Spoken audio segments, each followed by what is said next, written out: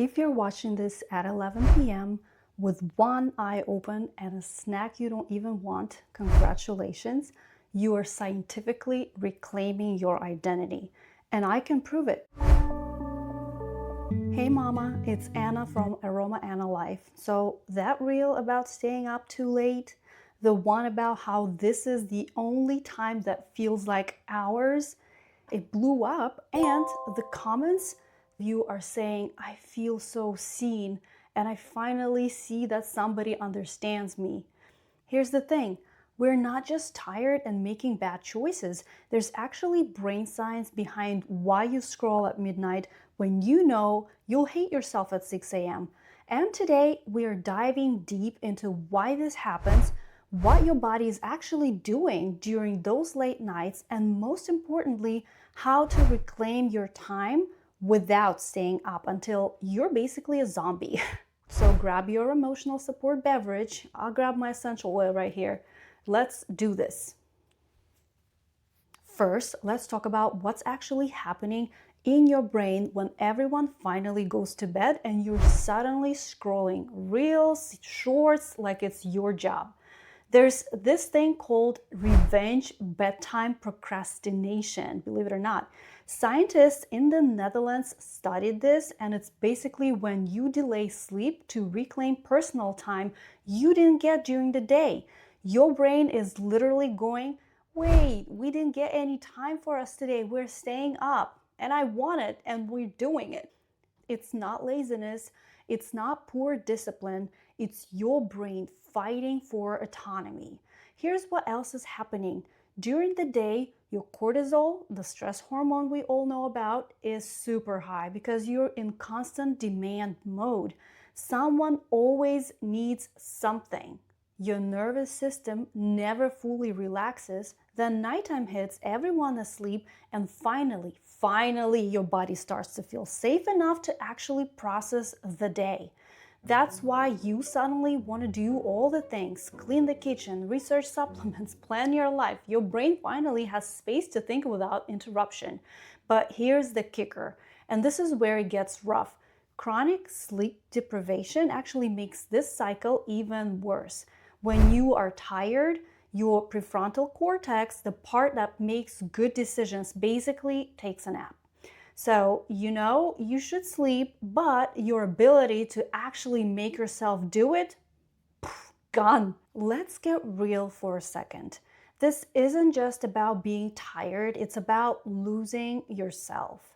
Research shows that when women become mothers, we experience something called maternal role absorption. Basically, identity as mom starts to overshadow everything else. You forget what you liked to do before someone needed their butt wiped every 30 minutes. That late night scrolling, it's not just procrastination, it's your soul trying to remember who you are outside of being needed. And one study found that mothers, they spend an average of 10 hours a day on childcare and household tasks, and 10 hours is insane to me.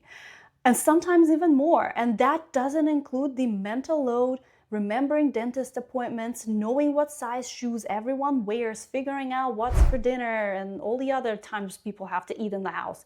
So when you stay up late, you're not being irresponsible. You're literally trying to find the person you were before you became everyone's everything.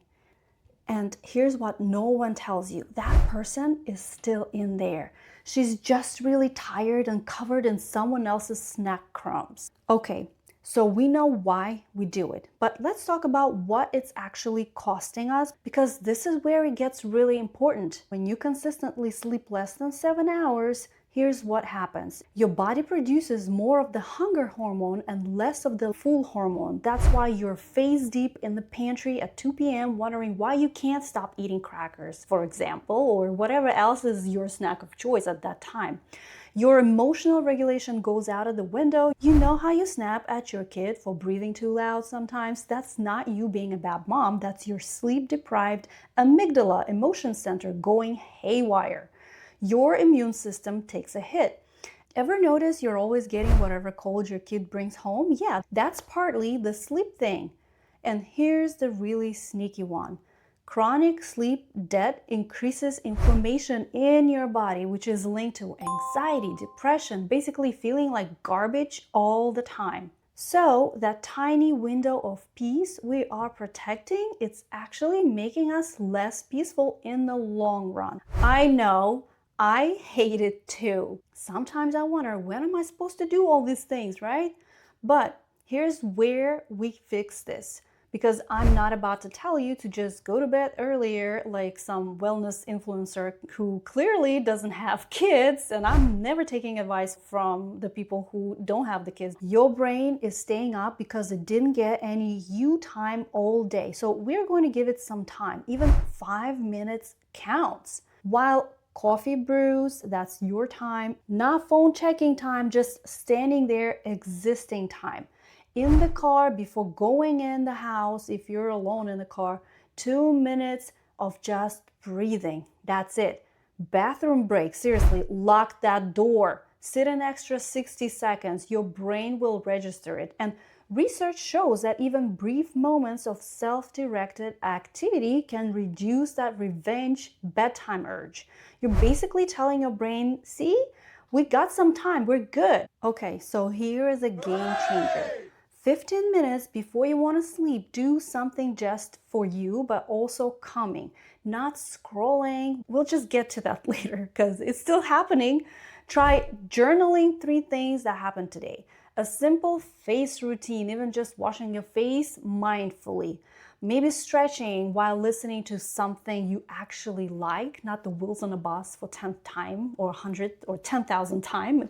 Using a calming essential oil like maybe lavender or cedarwood might help. This tells your nervous system we are transitioning. This is still your time, but we are winding down. I'm not going to tell you to delete social media.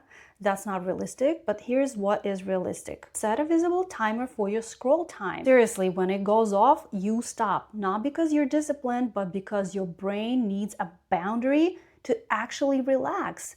Put your phone in another room to charge.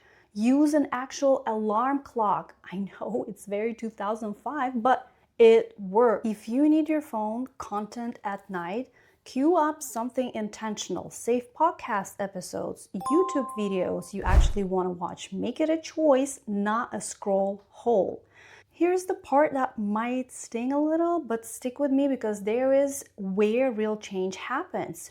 Sometimes we stay up late not just because we need time, but because we are avoiding something.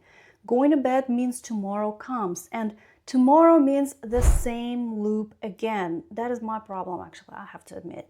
If you're staying up late and feeling resentful during the day, that's your soul telling you something needs to change. Not just your sleep schedule, your actual life. Questions to ask yourself. What would I be doing with my time if I actually had it during the day? What am I avoiding by staying up? Intimacy with partner. Facing how unhappy I am, the silence of my own thoughts.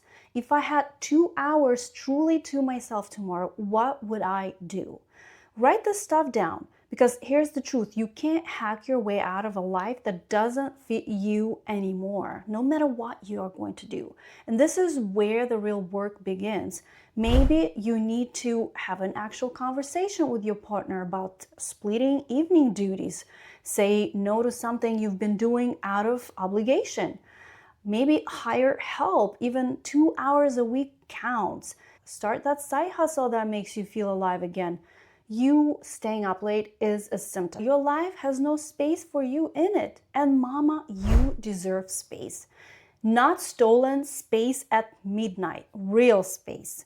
So let's get tactical. Here's your action plan. Tonight, set a wind down starts now alarm for like 10 p.m. or whatever time makes sense for your schedule.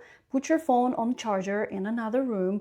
Do one thing that's just for you before bed. Face mask, journal, stretching, whatever. Okay, now let's talk about the whole week. Identify 3 moments during your day where you can reclaim that 5-minute window. Have a conversation with your partner about needing uninterrupted time. I know it's hard. Notice when the urge to stay up hits, what feeling is really underneath it. And then let's talk about the whole month, right? So track your sleep for 2 weeks and notice patterns. I like actually different kinds of apps. You don't have to buy an Oura Ring or anything like that. Even in your notebook, you can track. Experiment with magnesium supplement before bed helps with sleep quality. I'm not a doctor, but research supports this. And also there is a really nice supplement by doTERRA, which is called Serenity. If you want to learn more, just comment CALM below and I'll send you the link. So the next thing is you are going to create one non-negotiable you time during the week. Listen, if you're watching this right now and it's 11:30 p.m., I'm not judging you. I see you. I am you. You're not lazy. You're not undisciplined. You are not failing at self-care. You are just a human being trying to find herself in the 47 minutes between getting everyone else sorted and collapsing into bed. The fact that you're here learning about this, trying to do better, that is enough.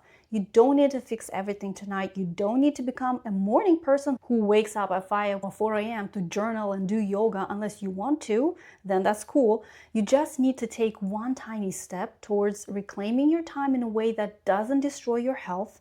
And here's what I want you to know. You are special. You are meant for more. Not more hustle, not more doing, more living. More feeling like yourself, more moments where you're not just functioning but actually present in your own life. That viral reel resonated because we are all feeling this. We're all trying to find ourselves in the quiet moments, and that's beautiful and heartbreaking at the same time. But here's the thing, you don't have to wait until everyone else is asleep to exist. You get to take up space during the day too. Here's your permission slip. It's okay to be tired. It's okay to have stayed up late last night. It's okay to be figuring this out as you go. But you also deserve rest, real rest, the kind that doesn't come with regret in the morning. Start small, one boundary, one moment, one conversation. If this resonated, drop a comment and let me know what time you're watching this. If this is past 10 p.m., I'm sending you straight to bed with love. And if you want more real talk, wellness, and mindset stuff without the BS, subscribe and stick around. Now go to bed or don't. I'm not your mom, but actually go to bed.